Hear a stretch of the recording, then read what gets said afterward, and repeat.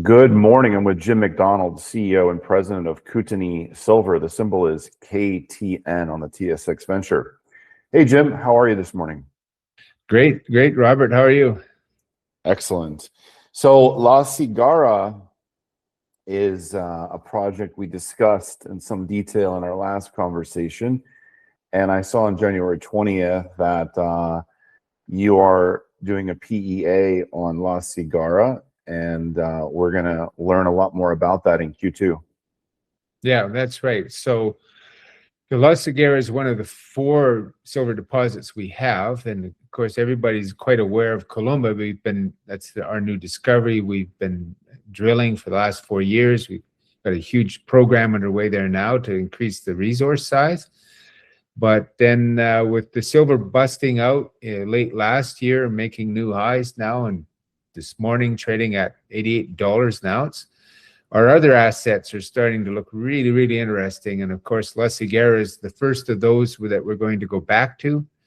We're doing that PEA so we can see what some economic numbers look like around that deposit. And that'll be coming out in sometime in Q2. And our expectation is it should look pretty good. So we'll get that out. And at that point, we'll have to make some decisions based on those numbers of what we do next. And so what you're going to see this year is we're well into this 50,000 meters of drilling at Columba. So there's going to be continual drill results coming out through the year. And then when we get this PEA out, we'll have some more decisions to make about what the next steps there are going to be. So it'd be our objective here with positive results is to end the year with a significant resource update at Columba and have La Cigarra PEA, which hopefully is telling us that we need to go to feasibility and start moving that down that path of feasibility to development path. And so we can start to transition ourselves more quickly from an explorer discoverer to an explorer developer. So just to be clear, at La Cigarra, the average grade in resource is slightly above 100 grams per ton silver. And in all categories, it's above 60 million ounces. And there is quite a bit of room for expansion there. So is the plan to publish the PEA, see how it's received by the market, see what the numbers are? But obviously, look, if you use a $60 or $70 silver price, I think the numbers are going to be pretty compelling. I mean, that's what I would expect. So then would the plan in the second half of 2026 to do more drilling, maybe test some of these targets to the south, and then, as you said, advance to PFS? Yeah, that's exactly right. So at La Cigarra, there's a zone with, it's an open pit constrained resource. So there's 2 main bodies there within that pit shell. And between them, there's what we call a gap zone with very little drilling. It's got the potential in that gap zone to be adding 10 to 20 million ounces with one drill program. So that'd be the first place to go. Also, some additional metallurgical work that could boost the potential economics of it would be done. And I mean, there'd be, after the PA, if the decision is to go to pre-feas, there'd be a number of things to be done, including some more drilling. With the last financing we just closed on, we've got 10,000 meters in the budget out of that financing, and it was upsized, so there's room for even more work there. There's tremendous upside at La Cigarra. Actually, there's so many targets there. We are about 30 kilometers north of the district to the south of us, and we believe the structural and mineralized trend of that same district. And that district's been mining for 500 years, and they're mining today at depths up to 2,000 meters at depth. And we've literally scratched the surface here, because the vast majority of our holes are less than 150 meters vertically deep. But just to kind of give a flavor of what we believe the potential in this project is. Very good. I'm excited to see that PEA as well. Let's talk about the financing you closed. So closed on February 10th for 18 million Canadian dollars. It's interesting to see the share price come off a bit following the closing of that financing. Do you have any comments on that? Well, that happened to correspond with silver touching $120 and then quickly plunging to an overnight print of 64 during that same stretch. So I think it's got a lot more to do with that than anything else. There was a no warrant financing, so it's not as if you've got people who came in and are flipping the stock over, rolling the stock over to keep a warrant. That didn't happen. And in fact, after we announced, it was a slight discount to market, and there was a pullback to that sort of discount price a little lower. And the next day we closed much higher. Then the silver price started to break downward, and we went with it. It's really interesting how volatile silver stocks can be and how sensitive they can be to the silver price. Because actually, I mean, if you take a step back, yeah, I mean, 120 to 64 high to low, yeah, that's a big move, obviously. But it's settling down in the 70s or mid 80s, right? So if you put that into context and think about it in the big picture, we're still at all-time high silver price levels on like a monthly or quarterly closing basis. So for a silver stock to drop 30 or 40%, it's pretty wild. But I guess, you know, that's how it goes. The knife cuts both ways. But I definitely did notice you only issue 8 million shares here in this financing with no warrants. So to me, that's a pretty high quality financing, and it's priced at $2.25 a share. And look, the stock is free trading; it's a life financing. But yeah, I look at the share price today, and I say, well, I can buy it at a significant, discount to what the people in the financing paid. So let's talk about the use of proceeds. Where is this money going? Yeah, so this added to our treasury significantly. We're just a little bit under $40 million now. And the 50,000 meters that we're drilling at Columba was already financed. That was in the prior financing budget. This adds to our treasury, obviously. And we really wanted to take the opportunity to bolster that treasury, and especially a financing with no warrant. Very attractive. If you can do that, do it. And we were already into the PEA at La Cigarra, so we're anticipating that we could be spending a whole bunch more money there upon the positive results from that PEA. It's also allowed us to add at least another 10,000 meters of drilling to the current 50,000 meters at Columba, and 10,000 meters at La Cigarra itself. There's room for a whole lot more drilling than that, even beyond. And so we're in a really strong financial position here. We are embarking on a bunch of different promotion as well, because we've got about another 8 million shares in warrants that are coming due in April, May.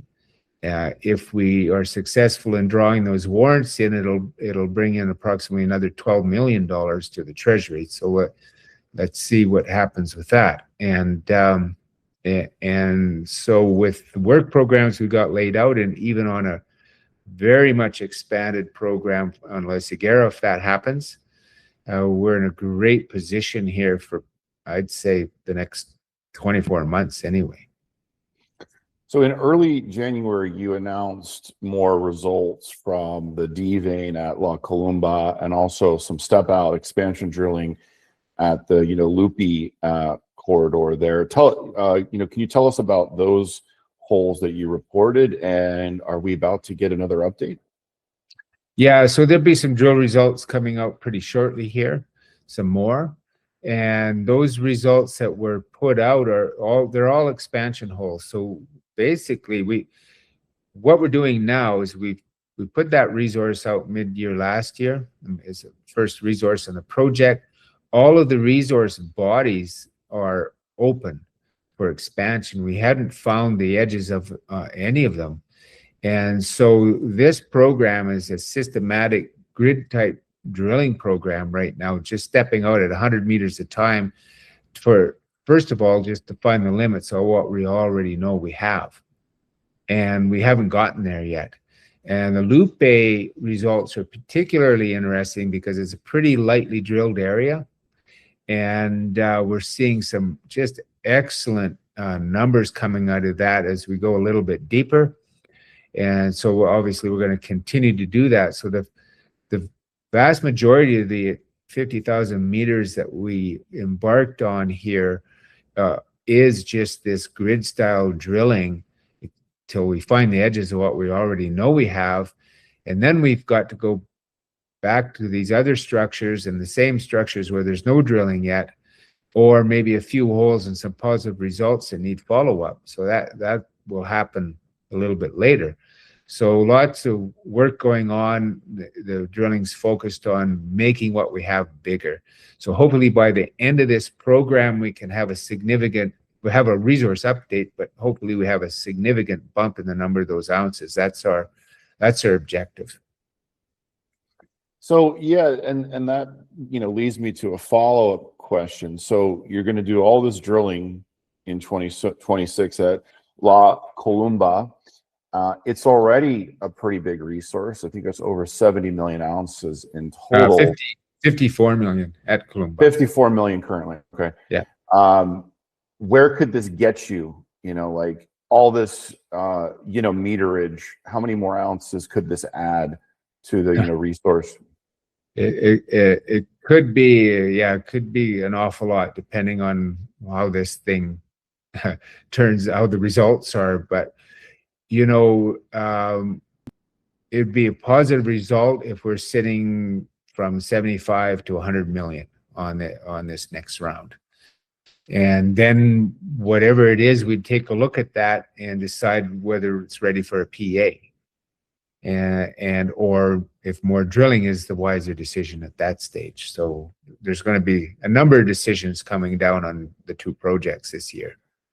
So when you reach that point, I guess towards the end of this year's program, what are the key factors in that choice to say, okay, we're going to go to PEA or we're just going to keep drilling?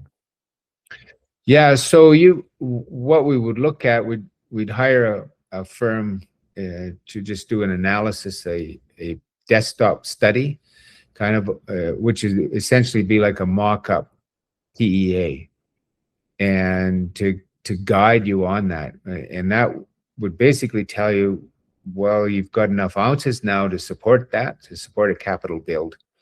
And it's got a chance of, it's probably going to look pretty positive, or hey, you need to add 10 million more to really make this thing pop, or 15 million more ounces. So you probably should do that before you do a PEA.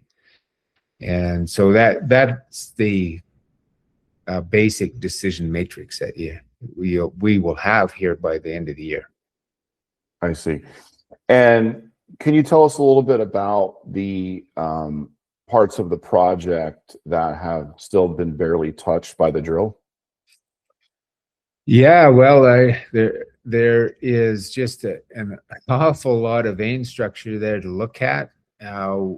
Interesting thing about the project is geologically we've hardly suffered any erosion of the vein system here.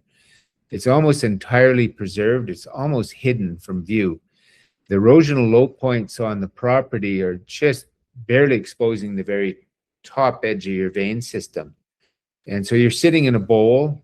It's an old volcano, in fact, a caldera. And the bottom of that bowl, you can just see the top of the veins where they are well formed and productive.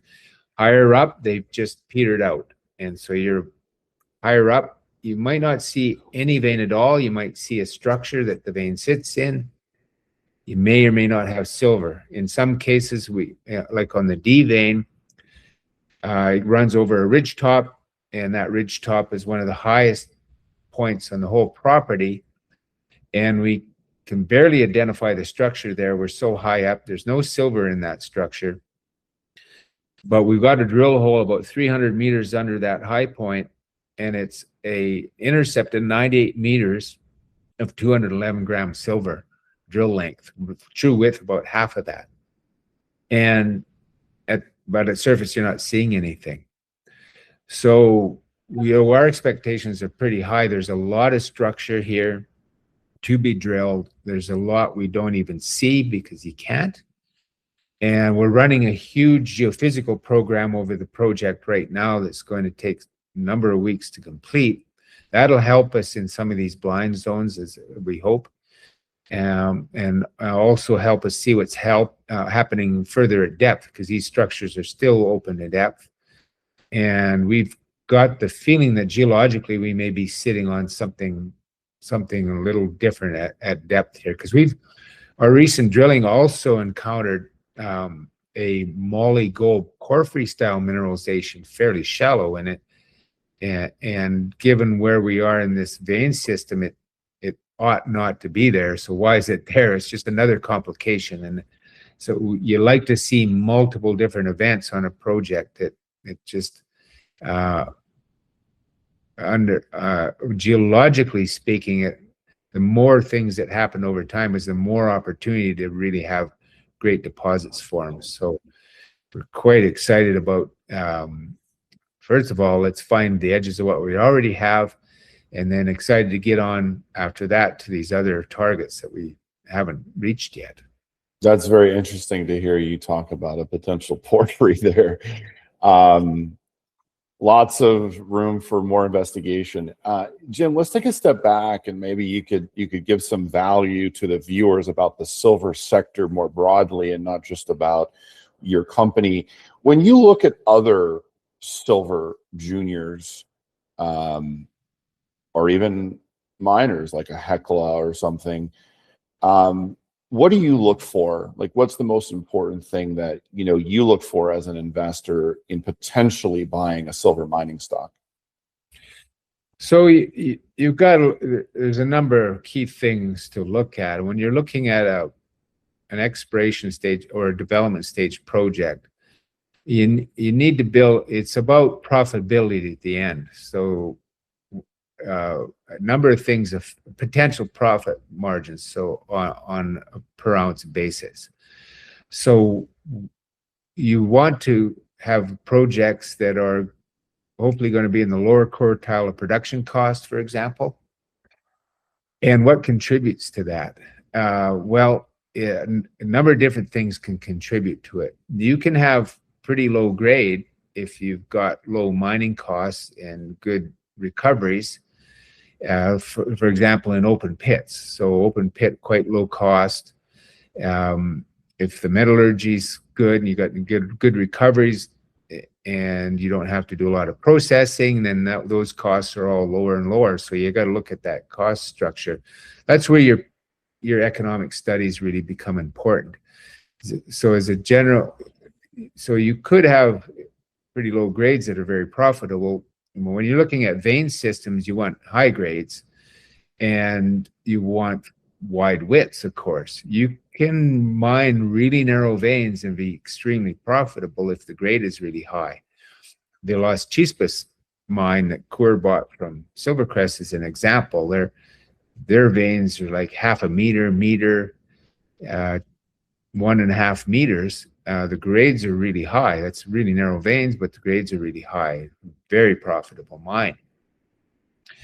Or you can have grades that are lower than that, but widths that are much wider. So we've got a really nice average grade here of about 284 grams on our resource. And our average widths are 5 to 6 meters. Those are excellent widths for veins. So on Columba, why we really focused on it when we first made the drill discovery is because it's the kind of project that can work at very low silver prices, so almost any kind of silver price. Whereas Cigarra, for example, open pit 102 grams, well, under $30 it wasn't going to work. Over 30 it starts to look pretty interesting. And so now with this new silver price environment we're in, it's going, our expectation is going to be looking really good. So then now we start to advance those. But so you also want to look at the size potential. So the general marker in the industry is we want to see 100 million ounces. Now you don't need 100 million ounces to go into production, because it's all about what the return is. But 100 million ounces gives you more ounces to amortize your capital build on. So that's why that's such a magic number people shoot for. Because if your build is $200 million, let's say, 100 million ounces, well, that's amortizes out at like $2 an ounce, right? But if you had 50 million, well, you might be able to make a lot of money on it.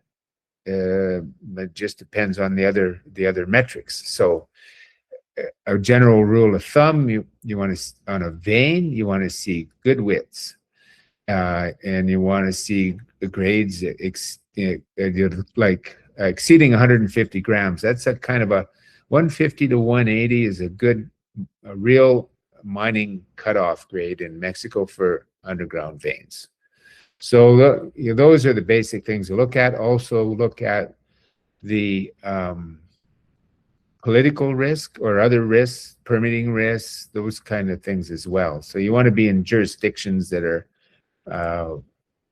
A, got the geology defined, big deposits, B, got the infrastructure there to support it, like Mexico does. It's got 500 years of mining history, and so you've got all the expertise of all the different professionals in the exploration and mining business on top of it, and then you've got a very clear law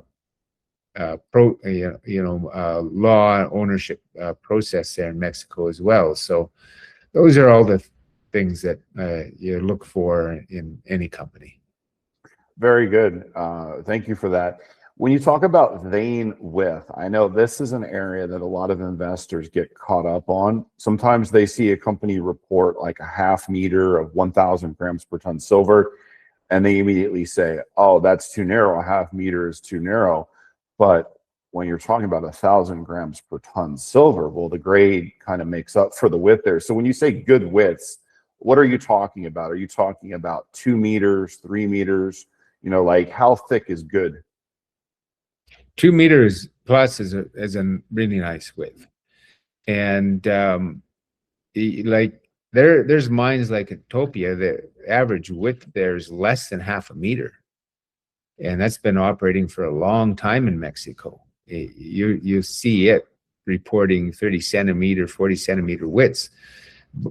Minimum mining width in general is like 1.5 meters. And so you dilute that grade down to 1.5 meters, but you're still profitable.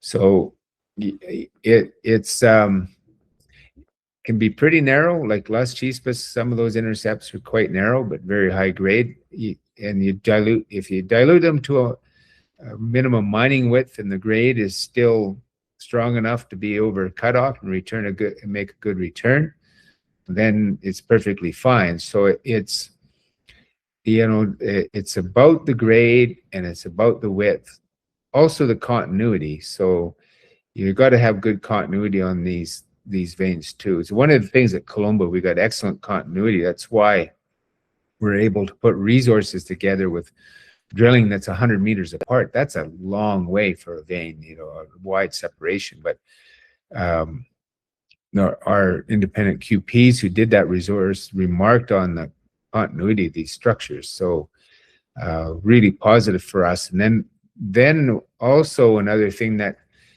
typically happens in these vein systems is you'll get bends and wrinkles in them where maybe it's another vein that's cutting across it, whatever the reason.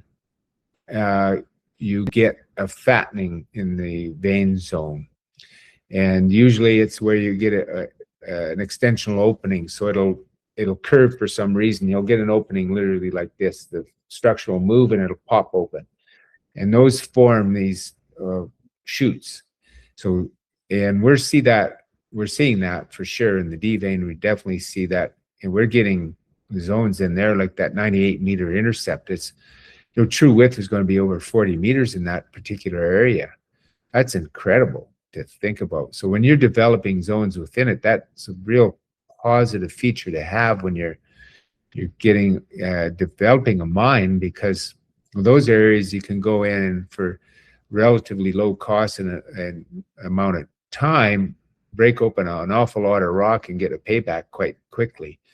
And so, you know, that's common in these vein systems to see those kind of things happening. And as you drill and get more density of drilling, you really define those fattened zones within the veins. So a lot, yeah, there's a lot goes into it, and a lot of things impact the profitability of the ounces mined. That's kind of the bottom line. Yeah, no, thank you for that. That makes a lot of sense. So it's good to know that a good mining width is 1.5 meters. So if you're seeing a company with vein intercepts of 2, 3, 4 meters that are in the hundreds of grams silver, and there's continuity along that vein, that's a very positive sign. But you need to look for the continuity, and it's a bonus if the vein swells out sometimes and gets to 10 or 20 or, like you said, 40 meters true width. That's obviously extraordinary. I'll give you the final word, Jim, here, and just sort of set the stage for us for Kootenay Silver shareholders here in 2026. How do you view the re-rating potential as the company accomplishes its milestones? Well, I think it's pretty tremendous. We've got Columba there. We're working a big drill program to increase the size of that resource. So you've got this real great upside on adding ounces. And then at the end of it, hopefully this program's enough ounces to go right into a PEA and start to show some economics. But to accelerate that, we've already embarked on a program of the PEA at La Cigarra. So we want to accelerate that path to showing that we've got positive economics on one of these projects. And we'll have that report in Q2.